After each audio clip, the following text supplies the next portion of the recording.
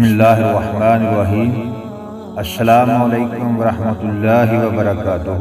ایک مرتبہ کا ذکر ہے کہ حضرت شیخ سید عبد القادر جیلانی رحمۃ اللہ تعالی علیہ نے مجلس وعظ کا انعقاد کیا۔ اس مجلس میں تقریباً 10,000 سامعین موجود تھے۔ حضرت شیخ علی بن حیتی رحمۃ اللہ تعالی علیہ بھی وہاں پر حاضر تھے۔ ابھی آپ نے وعظ کا آغاز نہیں فرمایا تھا اور منبر پر تشریف فرما تھے، جبکہ لوگ آپس میں باتیں کرنے میں مشغول تھے۔ شیخ علی رحمۃ اللہ تعالی علیہ کو بیٹھے بیٹھے اونگ آ گئی۔ حضرت شیخ سید عبد القادر جیلانی رحمۃ اللہ تعالی علیہ نے فوری طور پر اس کی طرف دیکھا اور پھر حاضرین کو مخاطب کرتے ہوئے فرمایا، خاموش رہو۔ آپ کے یہ فرماتے ہی اس طرح سے خاموشی چھا گئی کہ لوگوں کے سانسوں کی آواز کے سوا اور کوئی آواز سنائی نہ دیتی تھی۔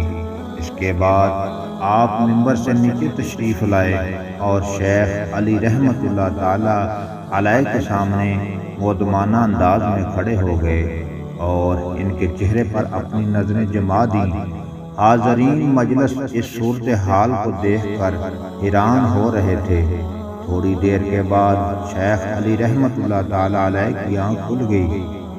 آپ نے اس سے پوچھا، کیا تم نے حضور سرور کائنات صلی اللہ تعالی علیہ وآلہ وسلم کا دیدار کیا ہے؟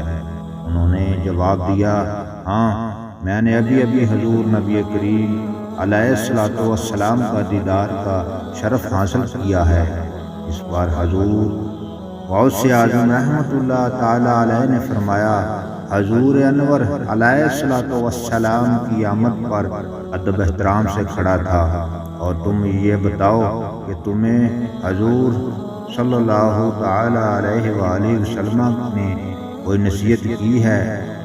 حضرت شیخ علی رحمۃ اللہ تعالی علیہ نے کہا، حضور علیہ الصلوۃ والسلام نے مجھے اس بات کی ہدایت فرمائی ہے کہ میں شیخ عبد القادر جیلانی رحمۃ اللہ تعالی علیہ کی خدمت عالیہ میں حاضر رہوں۔